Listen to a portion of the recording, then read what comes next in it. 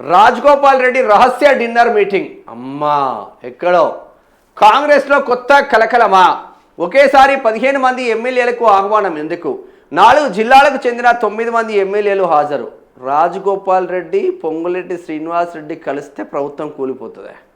నేను బాజాబ్తో చెప్తున్నా. 4 జిల్లాలకు చెందిన 9 మంది ఎమ్మెల్యేలు హాజరు. మంత్రి పదవి దక్కకపోవడంపై అసంతృప్తి. రాజకీయ వర్గాల్లో కొత్త సమీకరణపై చర్చ. రాజగోపాల్ రెడ్డి అడుగులు బీఆర్ఎస్ వైపేనా? చూద్దాం మరి. మంచి ముచ్చాడు. ఏ పత్రికలో రాలే, ప్రజావాయిస్లో వచ్చింది. తెలంగాణ రాజకీయాల్లో మరోసారి కలకలం రేపుతున్న పరిణామం చోటు చేసుకుంది. కాంగ్రెస్ పార్టీకి చెందిన కోమటిరెడ్డి రాజగోపాల్ రెడ్డి నిర్వహించిన రహస్య డిన్నర్ మీటింగ్ రాజకీయ వర్గాల్లో తీవ్ర చర్చకు దారితీసింది. ఈ సమావేశానికి ఒకేసారి 15 మంది ఎమ్మెల్యేలకు ఆహ్వానం పంపినట్లు సమాచారం. గురువారం సాయంత్రం జరిగిన ఈ డిన్నర్ సమావేశానికి మహబూబ్ నగర్, వరంగల్, రంగారెడ్డి, నిజామాబాద్ జిల్లాలకు చెందిన సుమారు 9 మంది ఎమ్మెల్యేలు రహస్యంగా హాజరైనట్లు రాజకీయ వర్గాల్లో ప్రచారం జరుగుతుంది. ఈ సమావేశం జరిగిన విషయంతో కాంగ్రెస్ పార్టీలో అంతర్గత చర్చలు ప్రారంభమయ్యాయి. ఇటీవల కేబినెట్ విస్తరణలో మంత్రి పదవి దక్కకుండా అడ్డుకున్నారని భావిస్తూ కొంతకాలంగా సీఎం రేవంత్ రెడ్డిపై రాజగోపాల్ రెడ్డి అసంతృప్తిగా ఉన్నట్లు సమాచారం. ఈ నేపథ్యంలో నిర్వహించిన ఈ డిన్నర్ మీటింగ్ పార్టీ అంతర్గత వ్యవహారాలకు కొత్త మలుపు తిప్పే అవకాశం ఉందని విశ్లేషకులు అభిప్రాయపడుతున్నారు.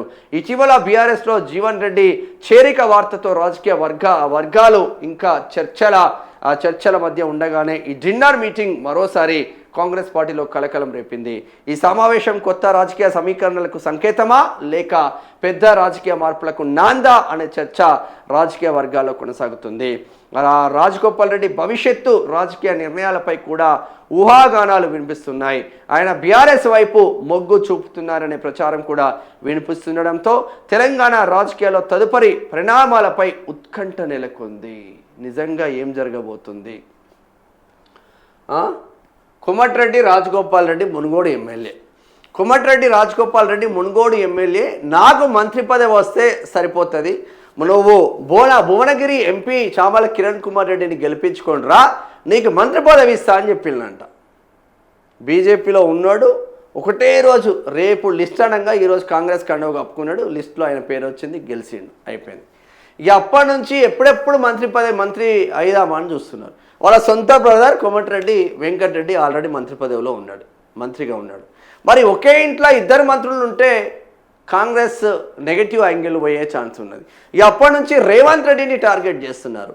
మరి ఎస్సీ ఎస్టీ బీసీ మైనార్టీ ఎవడన్నా రేవంత్ రెడ్డిని తిట్టుతో, కొండా సురేఖను తిడతానో, మంత్రులను తిడతానో ఇమ్మీడియట్లీ సస్పెండ్ ఆర్డర్లు వస్తాయి. 6 నెలల పాటు సస్పెండ్, షోకాజ్ నోటీసులు వస్తాయి. తతంగం చేశాను. కోమటిరెడ్డి రాజగోపాల్ రెడ్డి అడ్డం దిడ్డం పొట్టు తిట్టినా కూడా ఆయన ఏం బీకలేకపోతుంది. షోకాజ్ నోటీసు లేదు, క్రమశిక్షణ చర్యలు లేవు. కాంగ్రెస్లో క్రమశిక్షణ చర్యలు రెడ్డిలకు ఉండవా sir? Only SC ST BC minority వర్గాలకే, మైనార్టీలకు కూడా ఉండదు. మళ్ళీ వాళ్ళంటే బాగా ప్రేమ ఉంటుంది మా వాళ్ళకు. ఎస్సీ ఎస్టీ బీసీలే ఎస్పెషల్, వాళ్ళకే ఉంటుందా సార్? ఇక అప్పటి నుంచి మరి కునుకు లేకుండా పాపం బతుకుతూ ఉన్నాడు మా కోమటిరెడ్డి రాజగోపాల్ రెడ్డి. ఎట్లయినా చేసి నేను మంత్రి పదవి తెచ్చుకోవాలా, లేదంటే కాంగ్రెస్ ప్రభుత్వాన్ని కూల్చాలని ఒక కంకణం కట్టుకున్నట్టు ఉన్నాడు. మరి 15 మంది ఎమ్మెల్యేలు హాజరైనంటే ఇటు కోమటిరెడ్డి రాజగోపాల్ రెడ్డి, అటు పొంగులేటి శ్రీనివాస్ రెడ్డి కనుక కలిస్తే ప్రభుత్వం టుపుక్కనే కూలిపోతుంది, అటుగానే కూలిపోతుంది. అంత పవర్ ఉంది వీళ్ళిద్దరు లీడర్లకు.